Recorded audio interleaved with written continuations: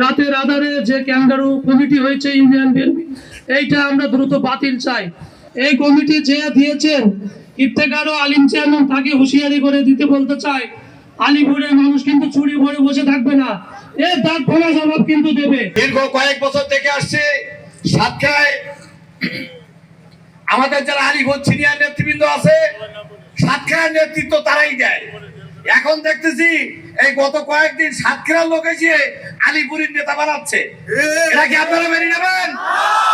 অধ্যকার আজকের এই প্রতিবাদ সমাবেশের সম্মানিত সভাপতি, প্রধান অতিথি, বিশেষ অতিথি সহ 7 নম্বর আলিপুর ইউনিয়নবাসী যারা স্বীকৃতি দিয়েছেন এই কমিটিকে, তাদেরকে আমি তীব্র ভাষায় নিন্দা জানাচ্ছি।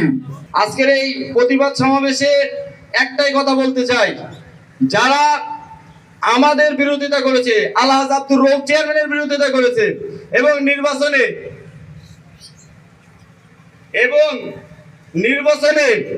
ওপেন অস্ত্র নিয়ে মাঠে থেকে আমাদেরকে তাড়িয়েছে এবং আমাদেরকে মিথ্যা মামলা দিয়ে গ্রেফতার করাইছে এবং হয়রানি করাইছে, তারা আজকে বিএনপির আলিপুর ইউনিয়ন বিএনপির কমিটিতে কিভাবে আসে? প্রশ্ন এটা। আর যারা এই আলিপুর ইউনিয়ন বিএনপির কমিটি প্রকাশ করছে, তাদের দৃষ্টান্তমূলক শাস্তি দাবি করি আমরা।